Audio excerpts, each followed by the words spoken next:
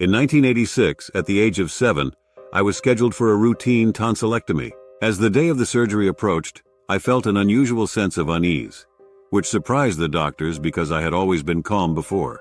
While being wheeled to the operating theater, I was overwhelmed with fear and anxiety. But then at that moment, a captivating glowing golden light appeared above my bed. Surprisingly, I stopped crying and instead, I gazed at the light with a peaceful smile, reaching out my hands to it. I can still vividly recall the puzzled looks of the doctors and nurses as they exchanged bewildered glances, commenting on the strangeness of the situation and the sudden shift in my behavior. The doctors administered halothane to put me to sleep. I vividly remember the sweet fruit-flavored gas filling my lungs, making me feel sick before everything went black.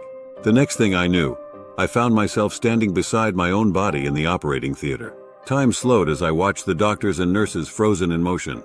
I was dressed in a gray tunic, and although I knew my body was 7 years old, I appeared as a young man in his early 20s standing next to it.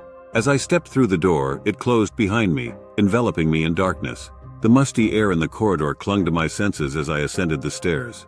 But a rush of crisp air greeted me as I reached the top. Emerging into the brilliant warm light, I found myself in a breathtaking garden filled with vibrant flowers and a stone pathway, each warm stone seeming to radiate its unique energy.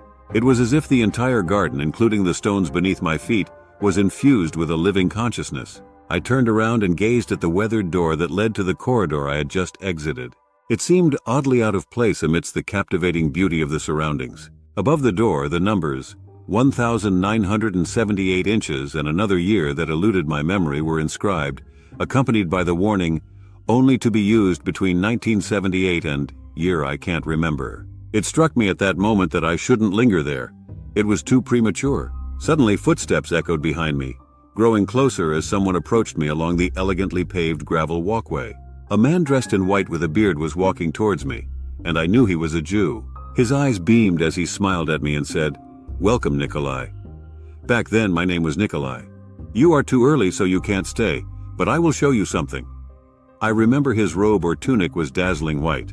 Compared to his, my gray tunic looked dirty, filthy, and like I was dressed in rags. He never introduced himself, but I knew I was loved and safe. As this happened, I heard my mother's voice calling my name from that door. I trekked up the hill with this Jew. The pathway was made of gravel, which led us to the hilltop. As we reached the summit, a breathtaking view of a serene valley opened. Down in the valley, I observed numerous individuals diligently working. To my surprise, I saw my late grandmother, who had passed away 2 years prior, and my grandfather, whom I had never had the chance to meet as he passed away before my birth. They appeared to enjoy themselves while tending to the land like seasoned farmers, both looking to be in their early 20s. They paused their work, turned towards me, waved warmly, and exclaimed, "You have to go back, you are too early." In the distance, I noticed a radiant city emitting the same golden light I had witnessed hovering over my bed moments earlier. The man accompanying me then revealed, "The city is New Jerusalem. The people you see living and working in this valley anticipate its descent to earth. Although you will one day inhabit this place, you are destined for a long and prosperous life on earth. Know that I will always be with you." He then placed a small stone into my hand and instructed me to consume it. I did so as my grandparents observed, their smiles brimming with approval. The man concluded, "Come, I will guide you back. But remember this experience when you turn 46. I peered down into the expansive valley and discerned that it was home to two distinct factions of inhabitants. On one side were the residents of the bustling city, and on the other were those who chose to make their livelihoods within the tranquil valley. An undeniable sense of prestige was associated with the city dwellers, and an unmistakable allure beckoned from within the city walls, drawing attention to the disparity between the two groups. I observed luminous streaks of golden light traversing the sky, and an unspoken realization washed over me that these radiant paths were the conduits for messengers shuttling to and from the city, serving to assist the residents of Earth below, those who would one day live in the city. Turning my gaze towards the left side of the valley, I was met with an unsettling expanse of darkness, and an acute awareness settled upon me that individuals were hidden within that darkness, separated from both the city and the valley. It became clear to me that this was a place no one aspired to find themselves, and despite their ability to see the valley and the city, they remained tragically unable to access them. As we walked back, I heard my grandparents calling out to me, "We will see you later, Nikolai." I knew they had a good life in the valley, but they wished for me to live in the city.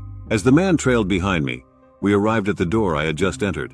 I raised my gaze to glance at the sign, and that's when the man uttered, "You will not remember the last year, for it is beyond human knowledge to foresee the time of one's death. Do not fear, for I will remain here. However, I cannot accompany you through that door.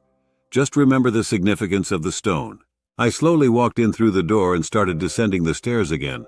Halfway down I turned and looked up, and I saw the man standing there watching me smile. I knew I had to continue down because it was not my time yet, and I exited the corridor in the theater, where I suddenly woke up in my own body. When I woke up, I asked the doctors if the surgery was completed. They told me there had been a complication. My mother was standing in scrubs at the end of the bed, crying. Then they put me under again using propofol anesthesia. When I came to after the surgery, my mother told me my heart had stopped because of the halothane gas. She also told me to remember that if I had surgery in the future, halothane would be very dangerous. I have read my hospital record from then, confirming what my mother said. I did have an allergic reaction to halothane, which affected my heart, so it, in layman's terms, stopped. I have always been intrigued by near-death experiences, finding them both fascinating and frustrating at the same time. When I was a practicing Pentecostal Christian, I held the assumption that every near-death encounter would align with the teachings of the church. I believed that individuals who had these experiences would witness hell and heaven and encounter Jesus as God. And when that didn't happen, it was pretty perplexing to me. As I grew in my faith as a Christian, I realized that the Bible does not provide much specific information about the afterlife. I learned to distinguish between what we know about the afterlife from non-biblical sources and what the Bible tells us. This helped me become less frustrated when encountering near-death experiences, NDEs, that did not align with traditional church teachings, but it also made me more skeptical. My experiences with New Age beliefs influenced my skepticism.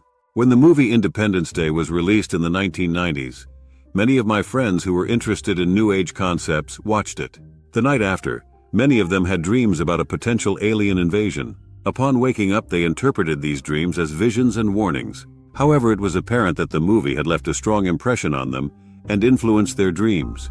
This experience highlighted for me how our human psyche can impact our dreams, visions, and even our perceptions of near-death experiences. I believe it's important not to be too dogmatic about the concept of the afterlife. Near-death experiences, NDEs, recounted by children and individuals who did not previously believe in an afterlife, seem to hold more truth for me than experiences shared by devout Christians who see Jesus in the afterlife, or by hardcore New Agers who claim to encounter extraterrestrial beings such as the Greys from Zeta Reticuli in the afterlife. I had a near-death experience where my hospital records confirmed that my heart had stopped. My father, who was a lapsed Catholic, only believed in things that science could prove, while my mother practiced witchcraft. As a result, I did not grow up in a Christian household. During my near-death experience, I encountered a man who resembled a Jewish person I had seen on TV, and I identified him as a Jew because he looked different from people from Norway or Northern Europe. While I had been exposed to Christianity through TV and school, I didn't see anything that confirmed the church teachings I had learned. Thus, even though the man I met could have been Jesus or an angel, I couldn't be certain because my experience didn't align with the Christian dogma I was familiar with. The specific details I experienced during my near-death experience, NDE, may not be crucial to me, but what truly fascinates me is that my father also had his own NDEs. His experiences mirrored mine in every aspect. This is the first time I've shared what I saw, so there's no way his experiences were influenced by mine. For instance, many years after my NDE, my father had his own NDE, where he encountered his parents and his deceased brother, working on a farm in a stunning valley in the afterlife. The profound realization I'm drawing from this experience is the importance of securing a place in the city I envisioned when my time ends. According to the Bible, gaining access to this city is exclusively reserved for those who accept the terms of the covenant and are absolved from the consequences of disobedience, a burden that Jesus bore on the cross. Can you confidently claim your place in that city when your time comes?